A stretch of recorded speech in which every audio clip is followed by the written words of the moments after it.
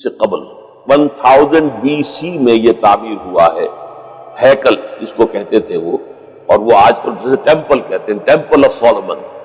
یعنی ہیکل سلیمانی یا معبد سلیمانی، ہم اسے مسجد اقصی کہیں گے، دور کی مسجد۔ اس کے بعد وہ یہ ہے کہ تقریباً 600 قبل مسیح میں 587 ایگزیکٹلی اس میں اس کو گرا دیا گیا نیبوکڈنیزر نے۔ پھر یہ کہ تقریباً 200 برس کے بعد دوبارہ بنائی گئی اسی جگہ پر، پھر اسے 70 عیسوی میں پھر گرا دیا گیا، وہ آج تک گری پڑی ہے۔ تو جب حضور صلی اللہ علیہ وسلم کو معراج ہوا ہے تو وہاں کوئی عمارت نہیں تھی، البتہ یہ کہ معلوم ہوتا ہے کہ ایک گرجا وہاں پر بنا دیا گیا تھا، اس لیے کہ یہ جب ہیڈریان نے اس کو آباد کیا دوبارہ سن 70 میں تو تباہ و برباد کر دیا تھا ٹائٹس رومی نے سن 70 عیسوی میں، حضرت عیسیٰ علیہ السلام کے رفع سماوی کے 40 برس کے بعد اس نے گرا دیا اور پورا شہر ویران کر دیا۔ لیکن پھر 60-70 برس کے بعد وہ ایمپرر تھا ہیڈریان رومن ایمپرر، اس نے دوبارہ آباد کیا، اور دوبارہ آباد کیا تو اس کا نام ایلیا رکھا، یروشلم نہیں رہا۔ اور پھر یہ کہ جب سن 300 عیسوی میں جو ایمپرر کانسٹنٹائن تھا قسطنطین، وہ جب عیسائی ہو گیا تو اب یہ پوری مملکت عیسائی ہو گئی، تو پھر وہاں ایک گرجا تعمیر کر دیا گیا۔ اس گرجا میں حضرت عمر گئے تھے، جب انہوں نے ہینڈ اوور کیا ہے حضرت عمر کو وہاں کے عیسائیوں نے، تو جب حضرت عمر اس گرجا کے اندر ہی ابھی تھے، دیکھ رہے تھے جگہ،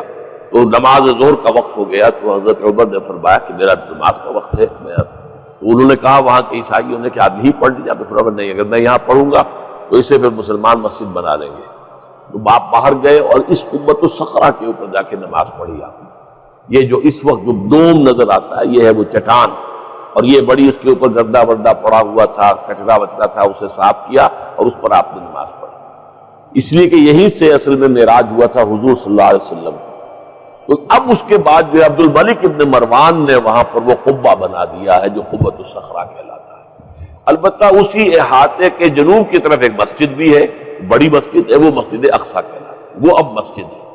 یہ قبہ جو ہے بنیادی طور پر مسجد نہیں ہے، یہ تو یوں سمجھیے کہ جیسے کوئی ہمارے ہاں مقبرہ ہوتا ہے، درمیان میں قبر ہے، اس کے اوپر بڑا سا گنبد بنا دیا ہے، چاروں طرف جو ہے زائرین کے لیے جگہ ہے، ایسے ہی یہ وہ چٹان ہے۔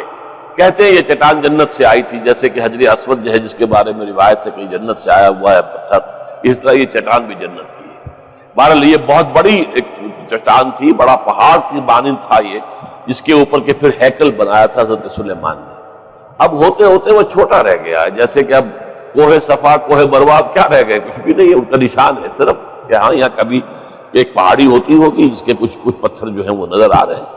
اسی طرح سے وہ ایک چٹان ہے، اگرچہ بہت بڑی ہے کوہ صفا اور مروہ کے مقابلے میں، تو اس کے گرد ایک پلیٹ فارم سا بنا دیا گیا ہے اور اس کے اوپر یہ قبہ ہے۔ تو یہ ہے اصل میں جو کہ حرم شریف کہلاتا ہے اس وقت، اور سارا جھگڑا جو ہے یہود کا اور مسلمانوں کا وہ اس پر ہے۔ ورنہ یہودی براق جو ہے، جو یہودی وزیر اعظم ہے اس وقت، اس نے یہ آفر تو کر لی تھی کہ ٹھیک ہے مسجد اقصی موجود رہے اور اس کے اوپر جو ہے کنٹرول بھی فلسطینی مسلمانوں کا رہے، لیکن یہ قبۃ الصخرہ پر نہیں ہے، اس لیے کہ یہ ہے وہ جگہ جہاں انہیں اس کو گرا کر اور اپنا تھرڈ ٹیمپل تعمیر کرنا۔ یہ انہوں نے اپنے یہودی جو مذہبی عناصر ہیں انہیں رشوت دے رکھی ہے کہ باقی ہر معاملے میں تم ہمیں اجازت دے دو کہ ہم نے سینائی واپس کر دیا، ٹھیک ہے، گولان ہائٹس بھی واپس کر دیں گے شام کو، اور اسی طریقے سے ویسٹ بینک وغیرہ پر ہم ایک فلسطینی ریاست بنا رہے ہیں، تم اس کی اجازت ہمیں دے دو، لیکن ہم یہ جہاں تک یروشلم کے بارے میں ان کا کہنا تھا کہ یہ ہمارا جوائنٹ ایک ہی متحدہ دارالخلافہ رہے گا، عربوں کا کوئی تعلق اس سے نہیں ہوگا، یہ پورا کا پورا ہمارے پاس رہے گا، اور پھر یہ کہ یہاں پر ہم وہ بنائیں گے اپنا ہیکل۔